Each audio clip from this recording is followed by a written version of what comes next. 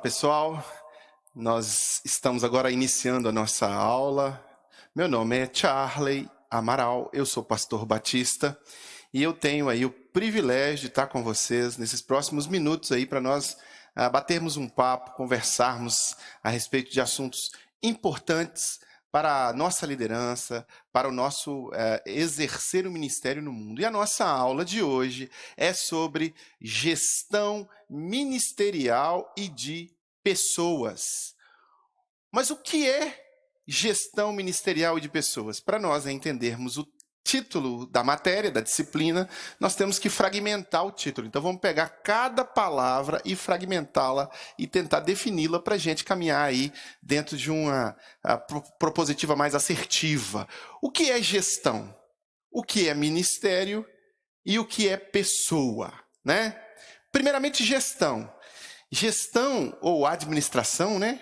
A administração ou a gestão é a ciência social que estuda e sistematiza as práticas usadas para administrar, para gerir, né? O termo administração significa direção, gerência, ou seja, é o ato de administrar ou gerir negócios, pessoas ou recursos com o objetivo de alcançar metas definidas. Então, gestão tem a ver com liderança, gerenciamento, administração, né? E ministério? Ministério está no campo, no nosso caso aqui específico, está no campo religioso, né? Nós somos servos de Deus, estamos aqui para exercer uma boa gestão de ministério dentro da propositivo, dentro da ideia cristã. Então, o ministério tem a ver com chamado, né? Com obediência. Obediência a Deus, obediência à sua palavra, abnegação, resiliência, dedicação, né? Dentre outras milhares de características ligadas à nossa fé cristã, que especialmente a dedicamos a Jesus e centralizamos ela na pessoa de Jesus e fundamentamos na Escritura Sagrada. Então, o ministério tem a ver com a vocação, com o chamado. Então, gestão de ministério e de pessoas. Pessoas são os recursos humanos que vão entrar nessa gestão. Então, nós, vocacionados, chamados por Deus, vamos fazer a gestão desse material humano, pessoas, né? Os recursos humanos, né? E que nós nunca podemos esquecer que quando nós estamos falando de gestão ministerial e de pessoas, é totalmente diferente de gestão de pessoas. A gestão ministerial de pessoas tem um componente espiritual muito profundo, muito intenso. Tem a ver com valores, tem a ver com eternidade, tem a ver com abnegação, renúncia, amor ao próximo, que muitas vezes a gestão convencional não tem, né? Agora, o que é uma pessoa? É um ser humano, é o recurso humano que vai entrar aí na gestão. E eles são seres biopsicossócio-espirituais. Palavra longa, mas facilmente compreendida se a gente dividir pedaço por pedaço. Biopsicossócio-espiritual. Este ser humano é um ser biológico. Ele é fisiológico, ele possui respostas fisiológicas. Nós que trabalhamos com gestão de pessoas, nunca podemos esquecer disso. Ele tem limites fisiológicos, ele tem limites hormonais. Uma liderança, um processo de gestão num grupo de mulheres, ele pode ser diferente de um processo, de um trabalho de gestão com um grupo de homens. Um grupo mais homogêneo ou um grupo mais heterogêneo, a fisiologia, a biologia influencia. E nós não podemos ignorar isso, né? Então, biológico, psicológico, né? A alma humana carrega aspectos positivos e negativos, traumas, dores, vivências, diversas situações emocionais distintas, né? Problemas internos muitas vezes não resolvidos. Então, esse grupo de pessoas, esse material humano, vem com traumas e com marcas, por vezes, de infância, e que nós que somos chamados ao ministério, somos chamados à liderança, devemos ter a capacidade de entender e compreender essas marcas e entender que são seres que têm suas limitações psicológicas também. Pessoas são seres sociais, né? Relacionais. Eles vivem numa sociedade, vivem em família, vivem com amigos, estão inseridos no mundo em que todos nós habitamos, interagem com o mundo, sofrem nesse mundo, são atribulados nesse mundo, né? E também vencem, são felizes e são vitoriosos nesse mundo. Então, a sociedade, o envolvimento social faz parte desse ser humano chamado pessoa. E, por fim, o mais importante no nossa questão aqui são seres espirituais. Todos são seres espirituais, são criados por Deus para viver para Deus. Ainda que muitos não entendam isso e não vivam dessa forma, são criados para viver para Deus. Muitos não estão vivendo a vida assim, muitos estão estabelecendo as suas vidas com um grande vazio existencial, um grande vazio de propósito, mas quando eles encontram com Cristo, há uma completude aí. Então, são seres espirituais. Agora, uma pergunta para você que está me assistindo agora. Qual a maior motivação em se tratando de gestão ministerial e de pessoas no que tange a você que fará esse gerenciamento? Qual é a sua maior motivação? Uma pergunta retórica, porque você não vai conseguir me responder, nós não estamos numa sala de aula. Mas qual é a sua maior motivação? Pensa um pouco aí. Qual que é a sua maior motivação em se tratando de gerir pessoas ministerialmente falando? Qual a maior motivação em se tratando de ser gerido? Ministerialmente falando, ou ser liderado, ser administrado dentro das organizações da igreja, né? Ou dentro das organizações missionárias da igreja, eclesiásticas ou para-eclesiásticas, né? Igreja, ministério com jovem, missão, né? Qual a maior motivação? A nossa maior motivação como cristãos, líderes em geral, ou mesmo liderados, deve ser sempre a glória de Deus. Nós nunca podemos nos esquecer disso. Então, quer você coma, beba ou faça qualquer outra coisa, faça para a glória de Deus. E aqui está uma grande questão em relação à gestão ministerial e de pessoas.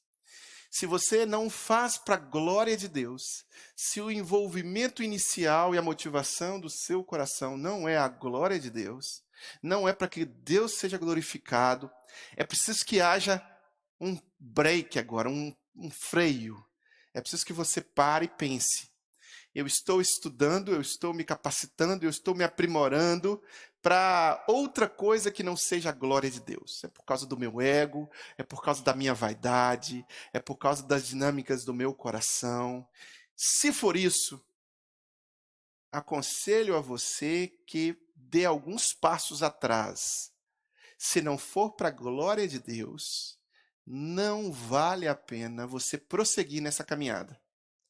Porque a gestão ministerial de pessoa tem a ver com as dinâmicas que a Escritura nos traz para que possamos ministrar aos corações daqueles que nos cercam e levá-los mais próximos de Deus e trazendo glória sempre a Deus. Então, coloque no seu coração como alvo dar glórias a Deus prioritariamente.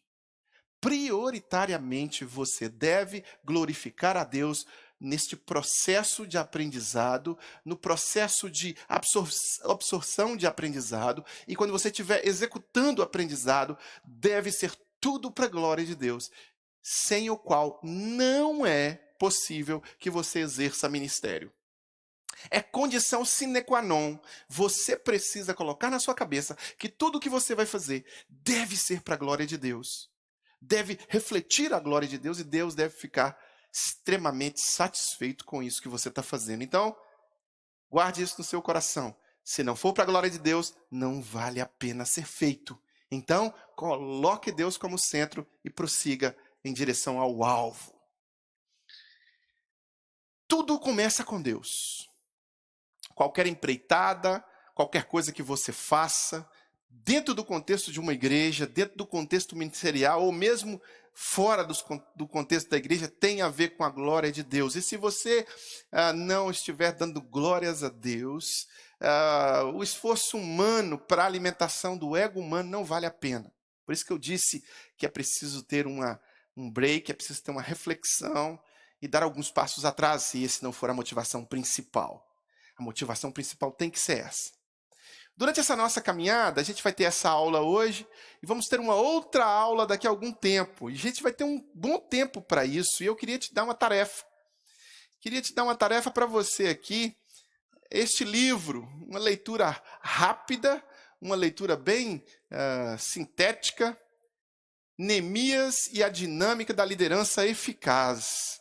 Neemias e a dinâmica da liderança eficaz, do Cyril Barber. Tá?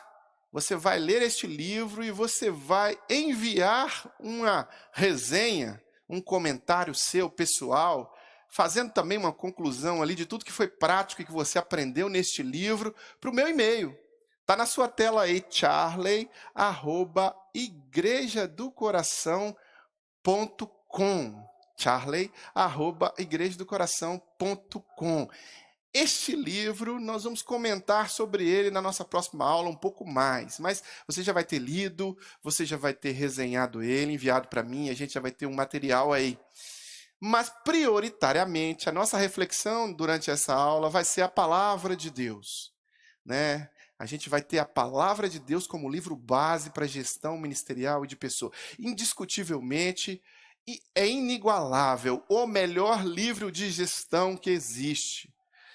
É o melhor livro que existe, é a referência epistemológica, a base epistemológica mais completa. E nós vamos caminhar um pouco aí, extraindo alguns princípios de gestão no livro de Neemias, né? A gente vai extrair alguns princípios de gestão ministerial, advindas da experiência do grande gestor Neemias, né? Como que Neemias possibilitou para cada um de nós, e Deus usou a vida de Neemias para que nós tivéssemos um material poderoso, profundo aqui, neste texto sagrado, a respeito de gestão ministerial e de pessoa. Eu quero encorajar você também a ler todo o livro de Neemias.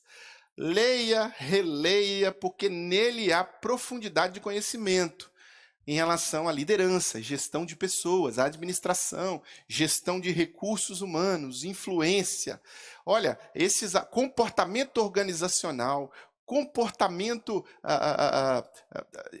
essa fisiologia, essa psicologia organizacional, está tudo no livro de Neemias. Neemias seria nem um guru de administração moderna, um Peter Drucker, ou nem um grande fundador dessas big techs aí, Zuckerberg, Bill Gates, não chegaria aos pés da capacidade de Neemias, visionária que Neemias tinha. E nós vamos extrair alguns pontos aqui de gestão da vida de Neemias, do ministério de Neemias, e eu quero dizer para você que a gente não vai esgotar o assunto não, porque tem coisa demais, e nós gastaremos muito tempo e muitas aulas, mas a gente vai tentar condensar alguns. Então eu queria começar com você aqui em Neemias e aprendendo no capítulo 1, no versículo 3. Neemias recebe a informação de que os muros de Jerusalém estão derrubados, de que as portas estão queimadas, e ele recebe essa informação. Está aí na sua tela agora para você e eu vou ler. E eles me responderam: aqueles que sobreviveram ao cativeiro e estão lá na província passam por grande sofrimento e humilhação. O muro de Jerusalém foi derrubado e suas portas foram destruídas pelo fogo. Aqui Neemias recebe a visita do irmão e de uma comitiva, e eles trazem péssimas notícias a respeito de Jerusalém. Neemias aqui tem um grande desafio. Pensa só, ele estava numa posição privilegiada como copeiro do rei. Ele estava numa posição privilegiada ali onde ele estava, sendo invejado por muitos, porque ele tinha acesso pessoal ao rei. Os familiares dele chegam e dão para ele a notícia de que as portas estavam queimadas de Jerusalém e os muros derrubados, a cidade estava um caos, a cidade estava destruída. Ou seja, havia uma uma ação ali para ser feita. Então, nesse momento, Neemias ele é tocado profundamente por esse chamado ministerial à ação. Olha só, é um chamado à ação ministerial. Ele tem aquele contato poderoso com o incômodo. E Deus reposiciona Neemias em outro lugar na vida dele. Mas Neemias primeiro ouve a má notícia, precisa acontecer alguma coisa. Aqui ocorre o chamado de Neemias para a obra. Aqui ocorre a necessidade de adotar princípios de gestão e liderança ministerial. O chamado de Deus era para que ele fizesse algo. Mas agora, como que ele vai fazer algo? Como Neemias iria fazer algo? É preciso fazer alguma coisa, mas como? Então está aqui, nesse nosso agir no mundo, nesse nosso processo de gestão ministerial e de pessoas, estamos nós nos perguntando como. E aí eu vou te dar o primeiro passo que Neemias deu. Primeiro passo que Neemias deu. Empatia. Empatia, conexão e sentir a dor do outro. Nós estamos falando de ministério. Nós estamos falando de liderança cristã. Nós estamos falando de metas, objetivos, alvos propostos que agradem o coração de Deus. E os seres humanos que são esse material de gestão nossa, eles precisam ser alvo da nossa empatia. Nós estamos lidando com gente, com seres humanos. Sem empatia com eles, não haverá a obtenção de nenhum tipo de conexão. Você não consegue se conectar com o outro sem sentir o outro, sem sentir a dor do outro, sem conhecer a realidade do outro, sem se importar de verdade com o que o outro pensa, sente ou então com o que ele necessita. As pessoas vão seguir você, onde você for, mas primeiro você precisa entender o coração delas, as dores que elas sentem, os anseios que passam na mente delas. Amar as pessoas é totalmente diferente de usar as pessoas, e um bom gestor é aquele que ama as pessoas. E um chefe, ele vai apenas dar ordens, dar comandos, vai apenas mandar. Um líder genuíno que faz uma boa gestão, ele ama as pessoas. Então aqui está o primeiro ponto: ter empatia. Empatia tem a ver com abnegação de si mesmo, com renúncia, né? Você vai sair do lugar que te deixa confortável para tentar entender o desconforto do outro. Este é um grande desafio no meio cristão. Para você fazer uma boa liderança, para você ter boas características de gestão ministerial, é preciso que você desenvolva essa habilidade. Perguntar o que o outro está sentindo e se você realmente está preocupado com o que está passando por ele. Olha, as pessoas podem caminhar com você léguas e muitas léguas. Eu já passei por muitas experiências de fazer coisas que eram impossíveis humanamente falando, usando material humano muito escasso. Nós já levantamos paredes, casas, já fizemos coisas do Arco da Velha com material humano fraquíssimo, que não tinha aqui o preparo de um pedreiro, por exemplo, para ficar ali, ou de um servente de pedreiro. Mas as pessoas estavam apaixonadas com aquela visão, e elas se apaixonaram com aquela visão, porque muitas vezes o líder se apaixonou pelo coração e pelas dificuldades dela, e caminhou ao lado dela. Então é preciso que você não use as pessoas para o que você quer, mas que você propicie para as pessoas um ambiente em que elas possam confiar em você e seguir você, sendo realmente esse ambiente de empatia partindo de você. Então não dá para ficar simplesmente imaginando que nós vamos construir algo dentro do campo de gestão de pessoas, gestão ministerial de pessoas, nós vamos construir algo que não seja através da empatia. E começa com a empatia, com a conexão. Neemias aqui, ele chorou junto. Quando ele ficou sabendo que Jerusalém estava em frangalhos, que os muros estavam derrubados, portas queimadas, ele chorou. O texto diz que ele sentou e chorou. Ele sentiu a dor daquele povo. guarda no seu coração, anota na sua mente. É preciso que você chore junto, é preciso que você esteja junto, é preciso que você esteja, de fato, sentindo o que está acontecendo com o seu povo, com as pessoas que você está caminhando junto. Caminhar junto com as pessoas passa pela empatia. Mas tem uma coisa que aconteceu com Neemias, que é mais importante do que a empatia, mas eu deixei para falar em segundo lugar, porque no texto aqui, na leitura de Neemias, você vai encontrar depois. Mas esta coisa, esse passo, essa característica, ela é ainda mais importante do que a empatia. É a conexão com Deus. Conexão com Deus. Olha só o que acontece no versículo 4 do capítulo 1 de Neemias. Versículo 4 do capítulo 1. Quando ouvi estas coisas, sentei-me e chorei. Passei dias lamentando, jejuando e orando ao Deus dos céus. Ele sentou e chorou, ele teve empatia, sentiu a dor daquele povo. Ele estava longe, mas ele sentiu empatia. E aí passou dias fazendo o quê? Conexão, vivendo a conexão com Deus. Conexão com Deus é condição sine qua non, sem a qual não tem como você ter ministério sem ter uma prioritária conexão com Deus. Conexão com Deus é possibilidade infinita ministerial. E Neemias prioriza a relação dele com Deus, ele prioriza a oração, ele passa dias orando. Conexão com Deus é uma condição da mais importante dentro do processo de gestão. Por quê? Porque você está liderando pessoas espirituais para a glória de Deus.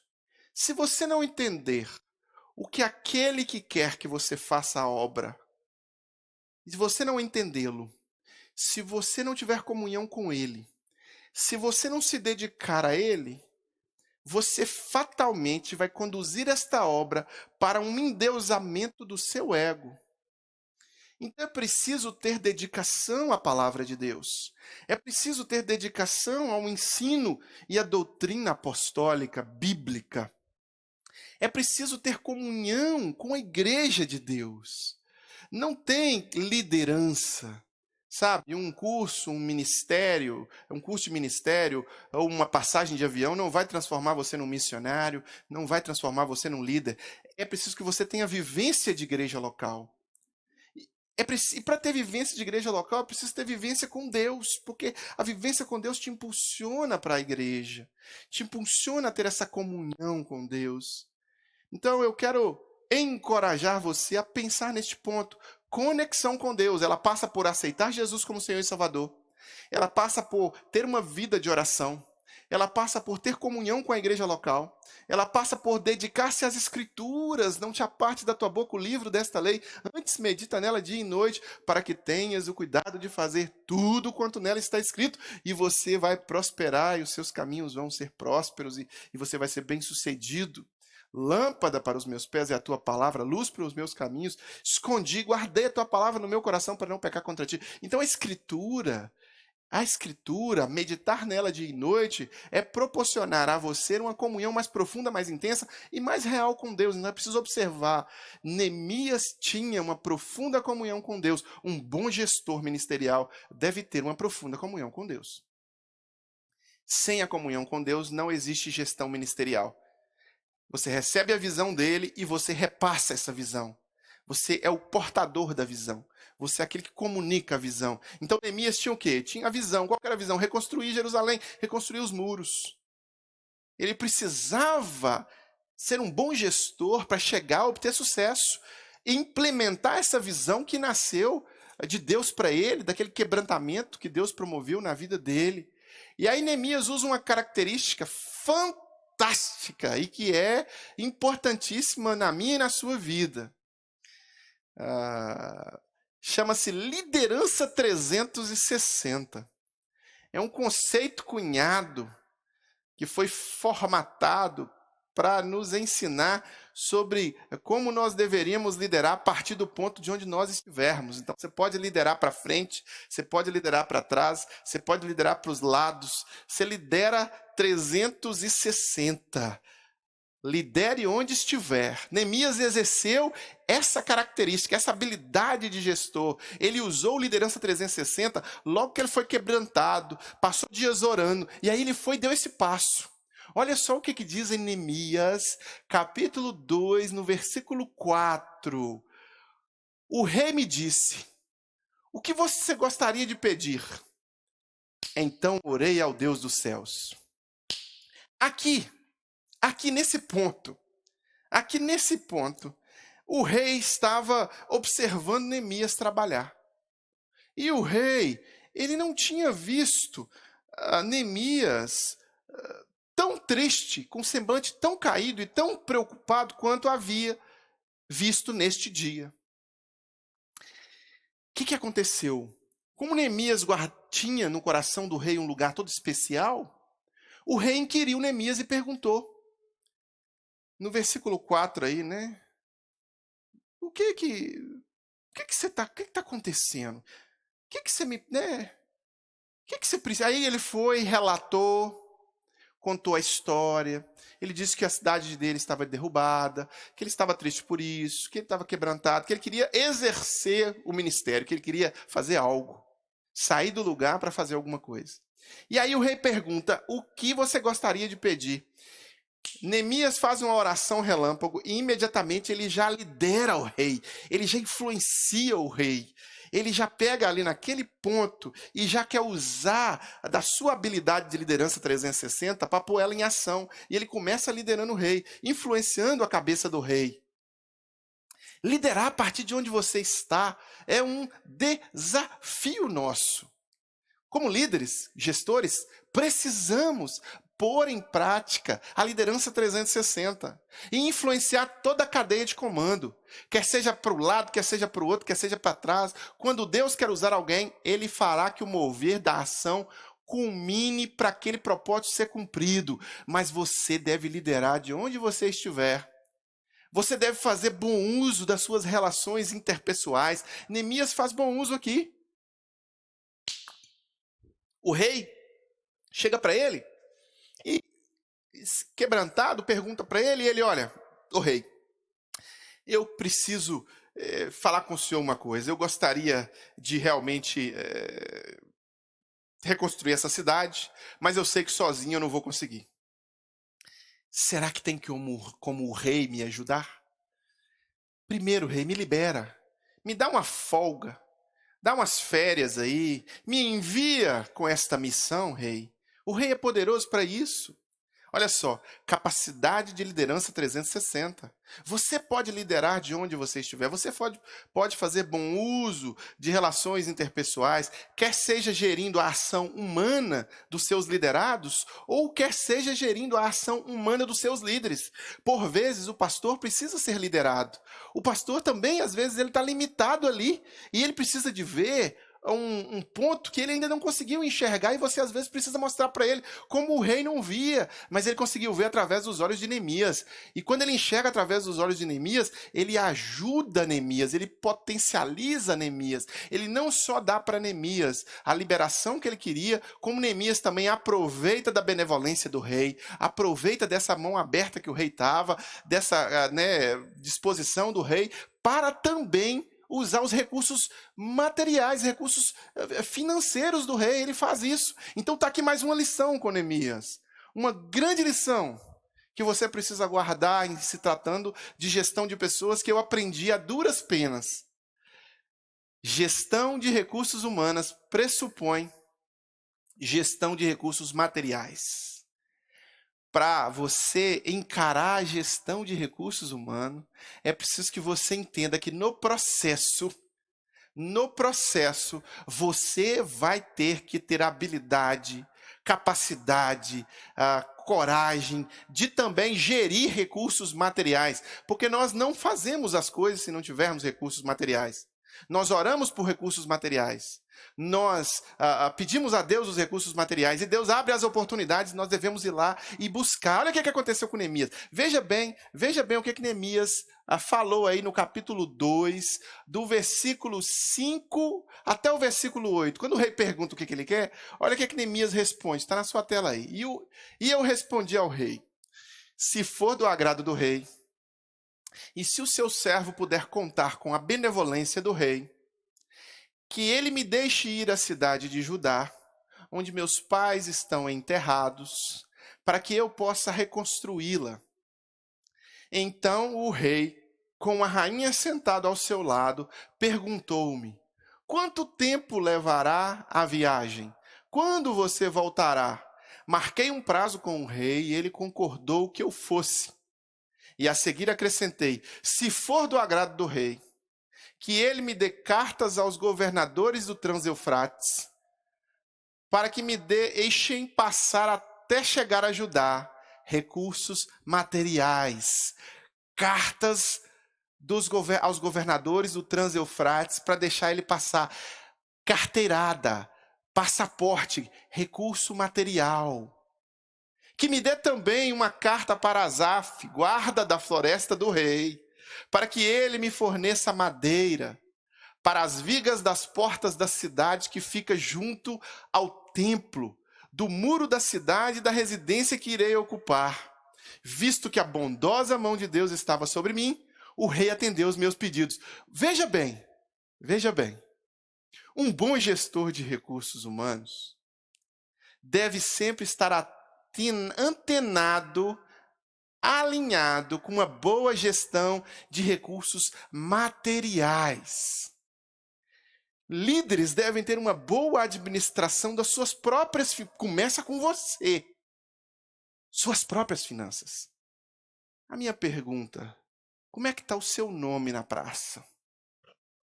Como é que está as suas contas pessoais? Como é que está a sua administração financeira? Você está devendo no banco? Você está pagando juros ao cartão de crédito? Você está gerenciando de forma irresponsável, às vezes, gastando mais do que ganha e tendo dívidas em formato de bola de neve? Então é preciso parar agora, cortar essa sangria e dar o bom exemplo. Um bom exemplo. O exemplo de alguém que vai fazer bom uso dos recursos materiais que serão utilizados na boa gestão dos projetos que você está envolvido. Sem que você organize a sua vida pessoal, dificilmente você terá credibilidade para fazer um bom uso de relações interpessoais e também gerir esses recursos interpessoais de forma sábia. Então, arrume a bagunça da sua casa, arrume a bagunça do seu quarto, e depois nós vamos pensar nos projetos ligados à Igreja do Senhor. É preciso que você se organize. Sem essa organização é difícil. É difícil, não impossível, mas dê esse passo. O apóstolo Paulo disse lá em 2 Timóteo, capítulo 2, versículo 15. 2 Timóteo, capítulo 2, versículo 15. Procura apresentar-te a Deus, aprovado, como obreiro que não tem do que se envergonhar, que maneja bem, que maneja corretamente a palavra da verdade. É preciso ter um bom testemunho pessoal. É preciso estar atento às oportunidades de gerar e de gerir recursos financeiros, recursos materiais, para a manutenção dos projetos dos quais se envolve a gestão de pessoas. Mas é preciso organizar a nossa vida pessoal. Então organize sua vida pessoal. Em organizando a sua vida pessoal, saiba que você vai precisar também gerir e gerar. Gerar e gerir. Aproveitar das boas relações para produzir uma onda de influência e que essa onda de influência você possa captar e canalizar para produzir também recursos materiais e financeiros para poder sustentar, pagar, honrar os compromissos dos projetos dos quais você estará envolvido na gestão de recursos humanos. Neemias sabia muito bem disso. Ele sabia tão bem disso, mas tão bem disso, que na hora que ele tem a primeira oportunidade, ele já chega para o rei, e ele já intima o rei, eu quero isso, isso, isso, isso, isso. E ele tinha credibilidade, ele era aprovado. Tanto que o que ele pediu, o rei concedeu todas as coisas, porque ele tinha um bom testemunho diante dos olhos do rei. Seja assim também. Esteja atento a ter a compreensão de que para gerir recursos humanos, junto você tem que ter uma boa administração financeira pessoal, uma boa gestão de recursos da sua família e uma boa gestão e uma boa capacidade de gerar e de gerir recursos humanos para a obra de Deus. Esteja disposto a entender isso e a desenvolver isso dentro das suas habilidades. Quinta lição de gestão de pessoas que nós aprendemos, gestão ministerial de pessoas que nós aprendemos com o grande Neemias. Haja baseado em fatos concretos, nunca somente com informações de segunda mão. Neemias recebeu uma informação de segunda mão. Ele recebeu aquela informação de alguém da igreja, de algum amigo, do irmão, da família. Então você tem pessoas à sua disposição que estão ali, que vão trazer informações para você o tempo todo.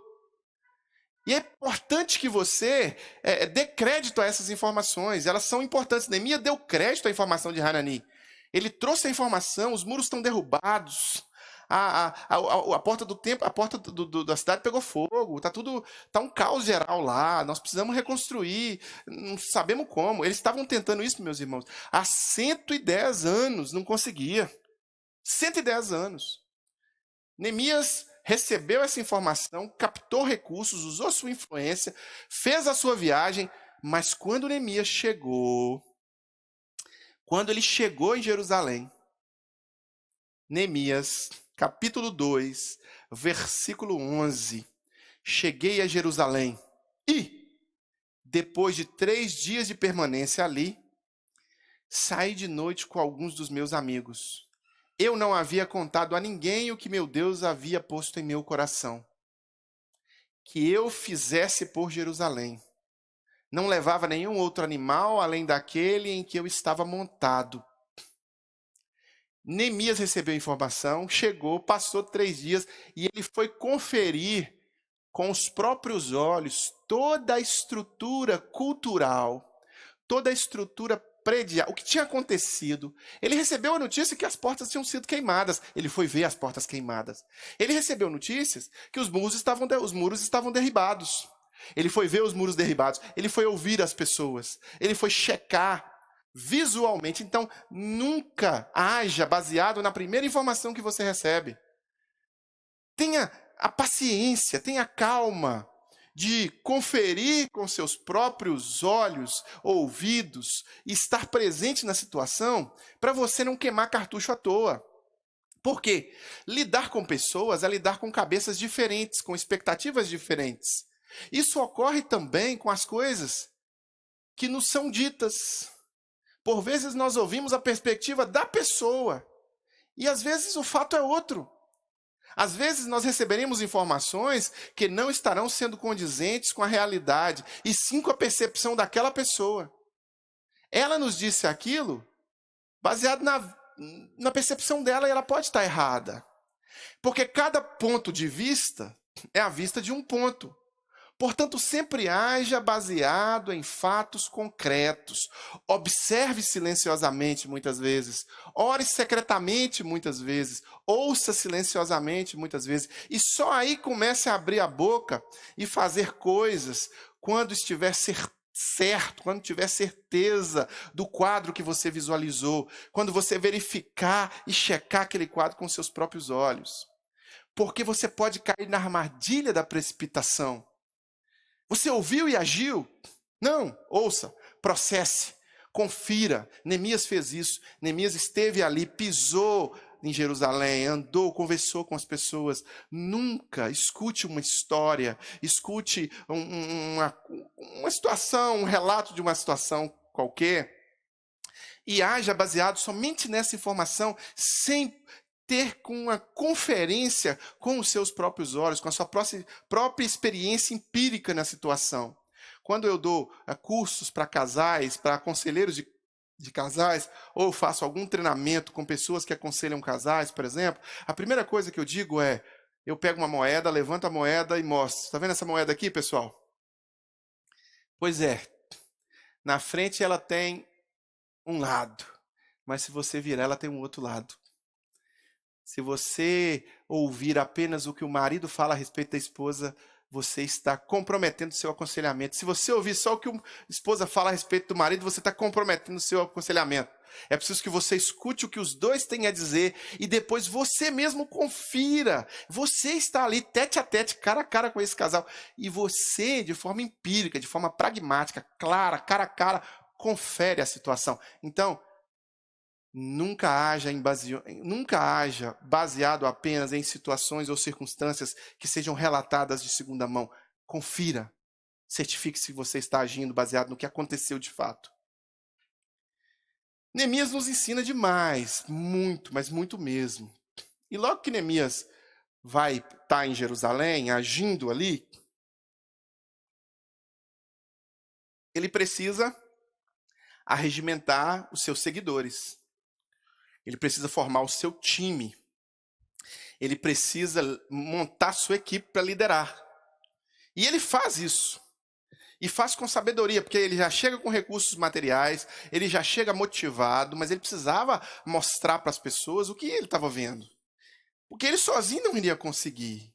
Então Neemias, ele precisou comunicar a visão dele. Está aí, em gestão de pessoas, em gestão ministerial de pessoas.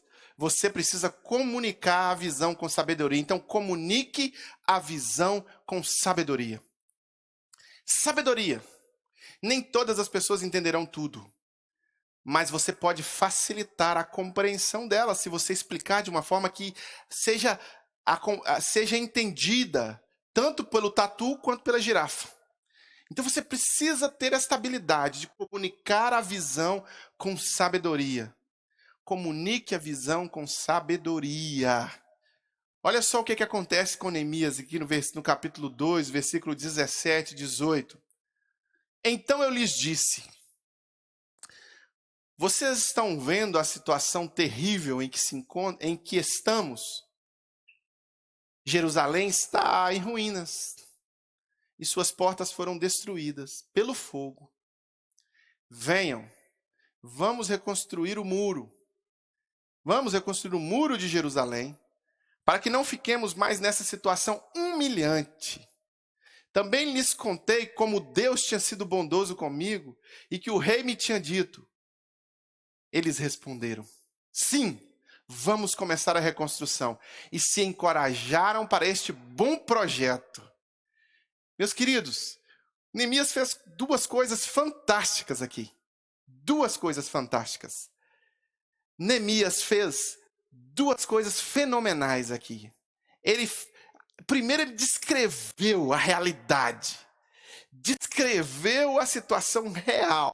Ele mostrou para o povo, ele trouxe ao povo o que estava acontecendo ali. Então, nunca maquei, nunca faça uma maquiagem, nunca trabalhe com uma maquiagem.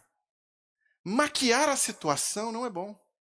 Então, Neemias viu ali o povo sofrendo. E usou o sofrimento do povo para mostrar para o povo que o povo precisava estar atento a essa condição humilhante dele. Então, ele descreveu a realidade sem maquiagens. Ele mostrou para o povo, nós estamos indo para tal lugar. Nós precisamos chegar nesse lugar. Esse lugar é melhor do que o lugar que nós estamos agora. O lugar que nós estamos agora é um lugar ruim. Não é um lugar bom. Nós estamos vivendo uma condição humilhante. Uma situação ruim. Então vamos melhorar. Esse primeiro ponto foi importante. Mostrou a verdade, trabalhou com a verdade. O segundo ponto foi mostrar o poder de Deus. Foi mostrar o quão Deus era poderoso para fazer o que Deus tinha que fazer através dele.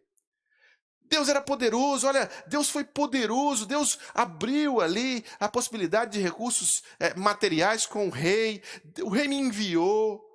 O bom Deus está, a mão de Deus está nisso. Então ele mostrou a verdade e mostrou que eles podem sair do ponto A para o ponto B pelo poder de Deus. Nós temos que fazer isso. Eu e você temos que fazer isso. Estar disposto a comunicar a visão com sabedoria é um grande desafio. E esse é o que está na sua mão. Desenvolva, e a palavra de Deus vai ajudar você a desenvolver essa habilidade de comunicar a visão com sabedoria. Uma outra característica, né? Perdão. Esta realidade anterior que eu disse, eu estava me esquecendo. O povo, para entender a visão, é preciso que você estabeleça as prioridades. Neemias tinha todas elas estabelecidas. Então você não vai chegar para comunicar a visão sem estabelecer suas prioridades, sem delegar as responsabilidades e depois supervisionar essas responsabilidades delegadas. Você não vai fazer isso, né? Você vai identificar para onde vocês estão indo, você vai chamar, formar sua equipe, mostrar o ponto que vocês estão indo. Nós temos que ir para lá. O bom Deus vai nos levar para lá. E aí você vai dizer para as pessoas: vocês conseguem, juntos nós conseguimos ir. É possível. Vamos. E aí você vai delegar responsabilidades. Olha o que Neemias fez. Ele botou cada pessoa que morava perto de uma parte do muro para construir uma parte do muro. Quando veio oposição, quando veio dificuldade, Neemias colocava uns para construir o muro, né? Uns com a pá ali, com a colher de pedreiro, e o outro com a espada, com o fuzil na mão ali, preparado para o inimigo. Então, cada um na sua função, planejamento, estratégia, sabedoria. Essa visão foi comunicada com antecedência, essa visão foi vivida, Neemias delegou, Neemias supervisionou aquelas pessoas do quais ele havia delegado. Olha só, quando Neemias fez isso, chegou um determinado tempo, por volta de 26 dias mais ou menos, o povo começou a ver muita oposição, dificuldade, problemas. E o povo desanimou, o povo cansou. O povo sempre cansa, todo mundo cansa. Então está aqui um princípio que Neemias aplicou, que todos nós devemos escrever nas nossas mentes. Repasse a cada período de tempo aquela visão inicial. Aquilo que você mostrou, a visão vaza, as pessoas se cansam. Então você precisa repassar a cada período de tempo para onde vocês estão indo. Para gerir as pessoas é preciso que elas saibam: olha, nós estamos indo em direção a tal ponto. Nós estamos indo em direção a tal ponto. Olha só o que Neemias fez aqui, quando a visão começou a vazar, no capítulo 4, versículo 6 em diante. Olha só o que aconteceu quando o povo começou a cansar e se desesperar. Nesse meio tempo, fomos reconstruindo o muro, até que em toda a sua extensão chegamos à metade da sua altura, pois o povo estava totalmente dedicado ao trabalho. Quando, porém, Sambalat e Tobias, os árabes, os amonitas e os homens de Asdob souberam que os reparos nos muros de Jerusalém tinham avançado, e que as brechas estavam sendo fechadas, ficaram furiosos. Todos juntos planejaram atacar Jerusalém e causar confusão. Mas nós oramos ao nosso Deus e colocamos guardas de dia e de noite para proteger-nos deles. Enquanto isso, o povo de Judá começou a dizer: os trabalhadores já não têm mais força, e ainda há muito entulho, por nós mesmos não conseguiríamos reconstruir o muro. E os nossos inimigos diziam: antes que descubram qualquer coisa ou nos veja, estaremos bem ali no meio deles, vamos matá-los e acabar com o trabalho deles. Os judeus que moravam perto deles 10 vezes nos preveniram: para onde quer que vocês se virarem, saibam que seremos atacados de todos os lados. Por isso, estratégia, planejamento, por isso, posicionei alguns do povo atrás dos pontos mais baixos do muro, nos lugares abertos, divididos por famílias, armados de espadas, lanços e arcos. Fiz uma rápida inspeção e imediatamente disse aos nobres, aos oficiais e aos restantes do povo: não tenham medo deles. Lembrem-se de que o Senhor é grande e temível, e lutem por seus irmãos, por seus filhos e por suas filhas, por suas mulheres e por suas casas. Quando os nossos inimigos descobriram que sabíamos de tudo e que Deus tinha frustrado a sua trama, todos nós voltamos para o muro, cada um para o seu trabalho. Então, olha aqui o que aconteceu. Neemias teve sabedoria, Neemias pôde entender que o povo estava cansando, que a visão vazava, né? E ele precisou repassar a visão de novo. E aí, nesse repassar a visão, ele reposicionou. Então, às vezes, a gente precisa reposicionar um liderado. Às vezes, a gente precisa encorajar um liderado. Às vezes, a gente precisa dizer não para um liderado. Às vezes, o liderado está cansado. Isso já aconteceu comigo várias vezes. E o liderado fala assim, pastor, eu não quero fazer isso. E você precisa dizer assim, não. Não. Não se esqueça quem foi que começou a boa obra. Às vezes, você precisa encorajar. Às vezes, você precisa, ser aquela voz que vai dar aquele empurrão. E Neemias foi essa voz. Ele supervisionou. Ele foi estratégico em colocar as pessoas nos pontos certos. E ele foi estratégico em não permitir que a visão vazasse. Essa é sua responsabilidade. Em gestão de pessoas, você precisa manter a visão acesa, conduzindo as pessoas para o caminho, para o ponto X, né? Eu estou saindo do ponto A para o ponto B, nós estamos indo para o ponto B. Lembrar as pessoas sempre disso. Estamos indo para o ponto B. Aconteceu agora nesse texto que nós lemos, a oposição de Sambalate, Tobias e vários outros, né, mas personificados na pessoa de Sambalate e de Tobias principalmente. Aqui fica um grande e precioso conselho para você. Não dê ouvidos aos Sambalates e aos Tobias que aparecerem dentro do seu ministério. Não dê ouvidos. Não dê ouvidos, jamais dê ouvidos, não o escute. Eles armaram para Neemias, eles tentaram destruir os planos de Neemias, eles não somavam com Neemias.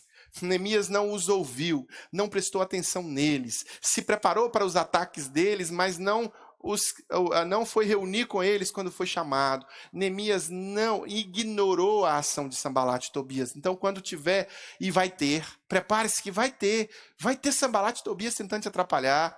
Não dê ouvidos aos Sambalates, não dê ouvidos aos Tobias, jamais dê ouvidos a eles. Veja o capítulo 4, versículo 1. Quando Sambalate soube que estávamos reconstruindo o muro, ficou furioso, ridicularizou os judeus e, na presença dos seus compatriotas e dos poderosos de Samaria, disse: o que aqueles frágeis judeus estão fazendo? Será que vão restaurar o seu muro? Irão oferecer sacrifício? Irão terminar a obra num só dia? Será que vão conseguir ressuscitar pedras de reconstrução daqueles montes de entulho, de pedra queimada? Tobias, o amonita, que estava ao seu lado, completou: pois que construam, basta que uma raposa suba lá, para que o muro de pedras deles desabe. Meus queridos, não percam tempo com Sambalate, não se distraia com esse tipo de pessoa, mantenha os seus olhos sempre no muro que você está construindo. O muro é mais importante. Deixa a cachorrada latir, os cães latem e a caravana passa. Não dê importância, não gaste um segundo do seu tempo, não gaste um segundo do seu precioso tempo que você deve gastar com o muro. O muro é mais importante, os Sambalates devem ser ignorados. Mais uma lição, preciosíssima, caminhando já para o final dessa nossa aula, para o final dessa nossa reflexão. Seja exemplo de tudo. Eu disse que você tinha que ser exemplo nos recursos financeiros para a sua vida. Mas é preciso que você seja exemplo de tudo. De tudo. Olha só o que acontece com Neemias aqui, no capítulo 5, no versículo 13 e 19. Versículo 13 a 19. Também sacudi a dobra do meu manto e disse: Deus, assim sacuda de sua casa e de seus bens todo aquele que não mantiver a sua promessa. Tal homem seja sacudido, esvaziado. Diante disso, toda a assembleia diz: amém, e louvou ao Senhor. E o povo cumpriu o que prometeu. Quando Neemias estava ali animando o povo, Neemias é que deu exemplo. Além disso, desde o 20º ano do rei Artaxerxes, quando fui nomeado governador deles, na terra de Judá, até o 32º ano do reinado, durante 12 anos, nem eu, nem meus irmãos comemos a comida destinada ao governador. Mas os governos anteriores, aqueles que me precederam, puseram peso sobre o povo e tomaram deles 480 gramas de prata, além de comida e vinho. Até os seus auxiliares oprimiam o povo. Mas por temer a Deus, não agi desta maneira. Ao contrário, eu mesmo me dediquei ao trabalho neste muro. Todos os meus homens de confiança foram reunidos ali para o trabalho, e não compramos nenhum pedaço de terra. Além do mais, 150 entre os judeus do povo e seus oficiais comiam na minha mesa, como também pessoas das nações vizinhas que vinham nos visitar. Todos os dias eram preparados a minha custa um boi, 6 das melhores ovelhas e aves, e cada 10 dias eu recebia uma grande remessa de vinhos de todo tipo. Apesar de tudo isso, jamais exigia a comida destinada ao governador, pois eram demasiadas as exigências que pesavam sobre o povo. Lembra-te de mim, ó Deus, levando em conta tudo isso que fiz por esse povo. Então aqui Neemias dá o exemplo. Diferente dos nossos políticos, diferente do nosso Supremo Tribunal Federal, por exemplo, né, que fazem grandes exigências na alimentação, tem que comer lagosta, tem que comprar vinhos que são premiados em 5 grandes congressos internacionais, prêmios internacionais, que comem só coisas caríssimas. Neemias não, Neemias deu o exemplo de ser bom mordomo. Então você deve dar o bom exemplo em tudo, não só na mordomia pessoal, mas se tem um mutirão, você tem que estar no mutirão também. Se tem uma coisa para você fazer, eu sei que chega um ponto que o trabalho de gestão ocupa muito o nosso tempo e a gente acaba não podendo estar presente, pegando mão na massa. Mas o povo tem que ver você se dedicando para pegar a mão na massa também. É preciso. É preciso que você dê o exemplo, é preciso que você seja o primeiro. Né? Eu me lembro que eu mencionei aqui uma casa que nós construímos para uma senhora, por exemplo, e eu me lembro que eu fui o primeiro. Fui eu que fui o primeiro. Eu estava lá no mutirão, eu e mais 4, 5 pessoas. Chegou um ponto que eu não pude mais, mas eu estava lá para começar, e eu estava ali para gerir. E quando os recursos materiais acabavam, era eu que tinha que pensar em como fornecer, em como produzir novos recursos financeiros, materiais. Eu tinha que ter a ideia, eu tinha que fazer bom uso das minhas relações interpessoais. Era a minha agenda do meu telefone que era consultada, eu tinha que ligar para alguém. Então é assim, você tem que se envolver e você tem que dar o bom exemplo. Você tem que dar o bom exemplo. E para finalizar, e para encerrar essa nossa aula de hoje, última, importantíssima lição. Jamais se esqueça por que você está ali. O ministério não é seu. Não se esqueça. Não se esqueça quem é que te sustenta. Não se esqueça quem te chamou. Não te esqueça por que você está ali. Quando Neemias concluiu a construção do muro, ele chamou Esdras e a primeira coisa que ele fez foi restabelecer o serviço de culto. Foi restabelecer a adoração a Deus. Não se esqueça.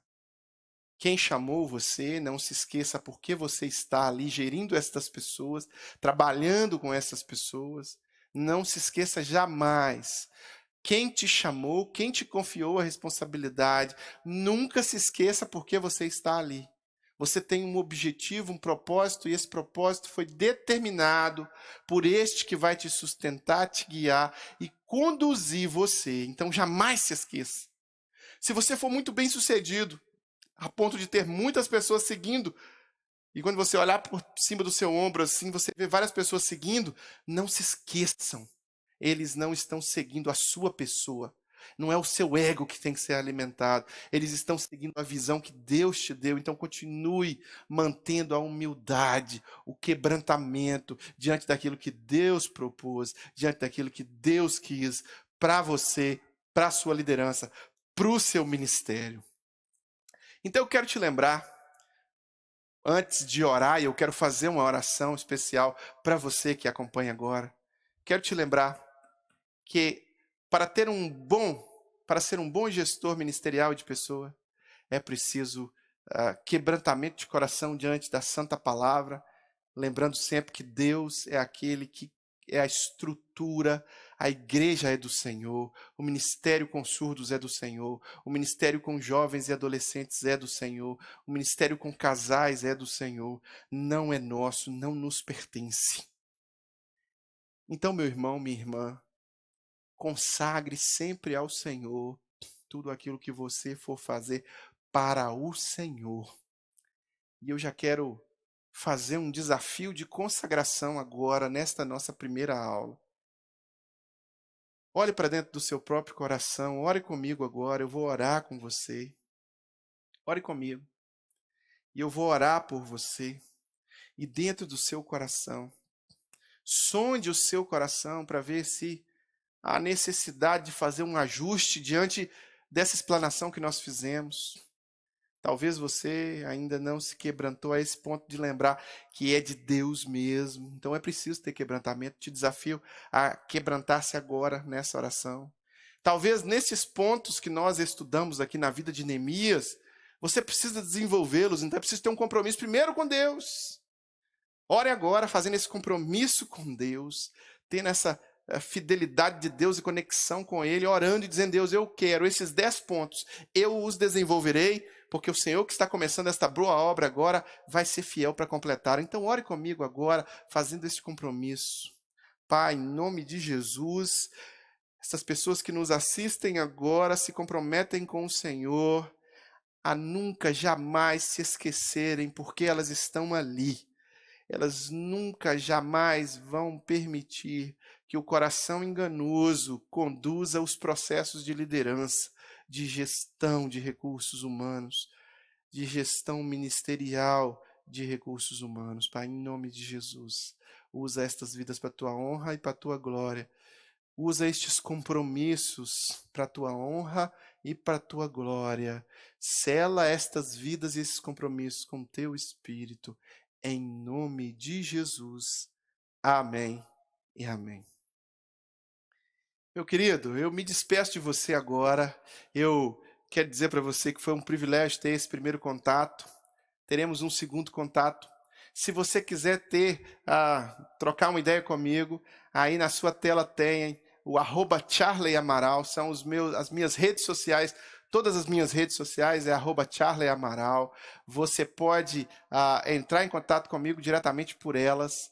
E eu estou à sua disposição para a gente caminhar junto, para a gente orar uns pelos outros, edificar uns aos outros e caminhar aí dentro dos propósitos que o nosso Deus se propõe para cada um de nós, né? Propõe para cada um de nós. Que Deus te abençoe, que o amor de Deus o Pai, comunhão e consolação do Santo Espírito e a graça de Jesus seja sobre a sua vida, sobre o seu ministério, sobre a sua igreja e a sua família.